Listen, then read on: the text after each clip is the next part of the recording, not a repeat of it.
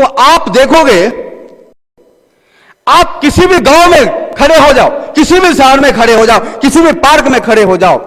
किसी मित्र मंडल में शामिल हो जाओ, उसमें से कुछ लोग आपको कहेंगे भगवान नहीं होता है, कुछ लोग कहेंगे भगवान होता है। जो कहते हैं भगवान होता है उसने अनुभव किया, जो कहते हैं भगवान नहीं होता है उसने अनुभव नहीं किया। ना जाने कब किसको अनुभव हो जाए और वो कहने लग जाए भगवान होता है। आपका आंखों देखा हो गया, कानों सुना हो गया, अनुभव में भी आ गया, अब कोई गुंजाइश ही नहीं बचता है कि माना ही ना जा। अब मानने को छोड़कर अब कोई उपाय नहीं बचता। ये नए प्रकार का अनुभव हो गया, या तो मित्रों में देवी को देख लिया, या स्वयं ही आपके ऊपर आ गया, इस प्रकार का अनुभव हो गया। अब आप कहते हो नहीं शक्ति होती है। हम बेशक पूजा नहीं करते, लेकिन चलो जो कोई पूजा करे हम उसका सहयोग कर देंगे, किसी मंदिर में घड़ी घंट की जरूरत है हम लगा देंगे, पर हां शक्ति होती है। हाँ, इस संसार को कोई चलाने वाला है। आपने देख लिया प्रत्यक्ष, या आपका प्रत्यक्ष अनुभव है, अब कोई फिर उससे जाके कहे अरे भगवान नहीं होता है, अरे तुम क्या ये पढ़े लिखे हो, तुम उसके बाद तुम ये पागलों जैसी बातें करते हो, ये भगवान नहीं होता। अरे कैसे मान जाएगा वो आपकी बात का? दुनिया का कितना भी तर्क उसके सामने रख दो, कितना भी साइंटिफिक रीजन रख दो, कैसे मानेगा? वह तो उसका प्रत्यक्ष अनुभव है। मैंने आंखों से देखा देवी होती है, मैंने दुर्गा का 9 मुंड देखा है, मैंने 18 हाथ देखा है, मैंने राम के हाथ में धनुष देखा है, मैंने शिव के हाथ में त्रिशूल देखा है, मैंने कृष्ण के हाथ में सुदर्शन देखा है। रूप चाहे कोई भी हो, अनुभव किसी भी प्रकार का हो, अनुभव हो गया है आपको, तो फिर आप कट्टर हो गए। फिर आपको फिर धर्म से विमुख करने का कोई उपाय नहीं है, चाहे कोई लाख दलील दे दे, कितना भी कोई तर्क दे दे। आप यदि तर्क ना दे पाओ उसको समझाने के लिए, तो आप ये जरूर कहो कि भैया तुम अपना काम करो ना, तुम ना मानो भगवान, हम मान रहे हैं। हम तुम्हें तो नहीं कह रहे हैं कि तुम भगवान को मानो, हम कह रहे हैं जैसे हमें होता है हमें करने दो। जिसके ऊपर देवी देवता आया है वो उछल कूद रहा है, लेकिन जब झाड़ फूक किया जा रहा है तो ठीक होता है। कि जो झाड़ फूक कर रहा है, कभी कभी वो झाड़ फूक करते करते वो हिलने लग जाता है, और जब झाड़ फूक कराने के लिए गए आप, तो झाड़ फूक करते करते आप हिलने लग गए, वो ठीक हो गया। अब आप कहते मैं हनुमान हूं, मैं काली हूं, मैं दुर्गा हूं। ये ऐसा होता ही क्यों है? जिस समय आप हिल रहे होते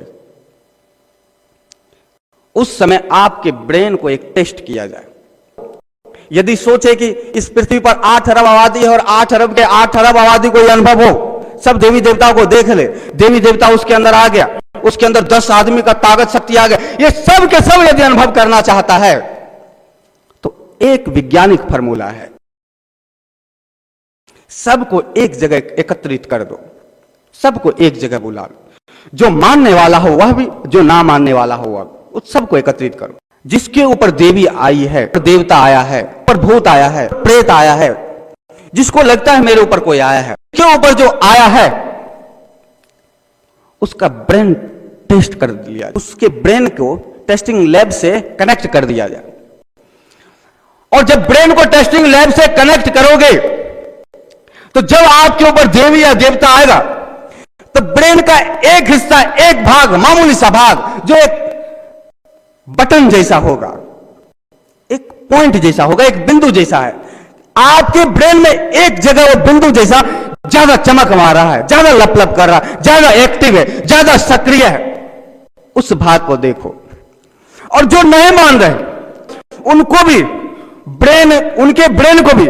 उस लैब से कनेक्ट करो और उस भाग पर प्रेस करो, उस भाग को उसी रूप से एक्टिव करो जिस रूप से इसका ब्रेन एक्टिव है, जिस रूप से जिसके ऊपर देवी आया हुआ है या देवता कोई आया हुआ है, और ब्रेन के जो भाग एक्टिव है, सक्रियता है, उस भाग की तरह ही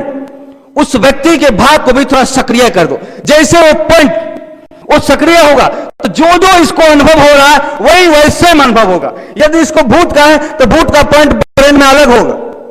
प्रेत का है प्रेत का पॉइंट अलग होगा, कोई छाया का देखने का है वो अलग पॉइंट होगा, देवी आने का, देवता आने का पॉइंट अलग होगा। जहां जहां जहां जहां का जो पॉइंट है, किसी भी व्यक्ति का ना मानने वाले का भी ब्रेन को यदि लैब से कनेक्ट करके उस पॉइंट पर प्रेशर दिया जाए, उस पॉइंट को सक्रिय किया जाए, उस व्यक्ति को देवी देवता भगवान शक्ति सब दिखने लग जाएगा। लेकिन आप जो सुन रखे हो, कुत्ते के विषय में अलग, पंछी के विषय में अलग, सांप के विषय में अलग, गधा के विषय में अलग, घोड़ा के विषय में अलग और शेर के विषय में अलग, तो आप जिस जिस जानवर के सामने, जिस जिस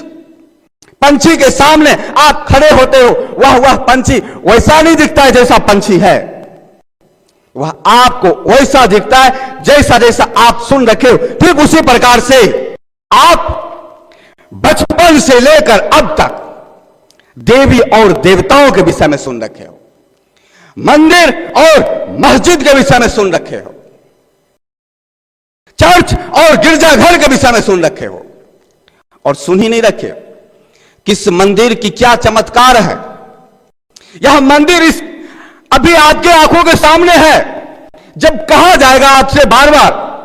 यह माताजी बहुत ही शक्तिशाली है, यह माताजी बड़े चमत्कारी है, यह माताजी बड़ा ही दयावान है, यह माताजी बड़े ही भक्तों पर परोपकार करने वाली है, यह माताजी 3 व्रत करने से ही प्रसन्न हो जाती है, यह माताजी दुष्टों का संहार करती है, यह माताजी सहज ही भक्तों पर कृपा की वर्षा करती है, यह माताजी बहुत ही दयावान परोपकारी है। बचपन से सुन सुनकर आप बड़े हुए हो और किसी पत्थर की मूर्त में, किसी मजार में, किसी मस्जिद में कुछ और आपको दिखाया जाता है कि देखो यह अल्लाह ताला है, देखो इस मूर्त में राम है, इस मूर्त में कृष्ण है। तो अब आपको मूर्त नहीं दिखेगा, अब आपको मूर्त में कृष्ण दिखता है, अब आपको मूर्त नहीं दिखेगा, अब आपको मूर्त में राम दिखेगा, अब आपको मूर्त में मूर्त नहीं दिखेगा, अब आपको मूर्त में देवी और देवता दिखेंगे, अब आपको मंदिर नहीं लगेगा, वह चमत्कारी जगह दिखेगा। अब आपको यह लगेगा जब आप किसी दर्शन के लिए गए किसी देवी देवताओं को, तो आपने यह भी सुना है कि देवी आती है, देवी आती है, देवी आती है, और जब आप किसी मूर्त को देख रहे होते तो आप यह जरूर सोच रहे होते, देवी मेरी पड़ोसी के ऊपर आ गई थी, मेरे काका जी के ऊपर देवी आ गई थी, अब मैं देवी का दर्शन करने के लिए आई हूं, कहीं देवी ये मेरे ऊपर ना आ जाए, कहीं देवी आ ना जाए, कहीं देवी है, देवी मां कहीं आ ना जाए, आ गई। अब आप हिलने लगे, अब आप कहने लगे, हाँ मैं चामुंडा हूं, हाँ मैं दुर्गा हूं, हाँ मैं काली हूं, हाँ मैं भैरवी हूं, हाँ मैं सिल्लू, आप कहने लगे। कुछ लोग घेर लिए कि देवी आ गए, देवी आ गए, देवता आ गए, देवी आ गए,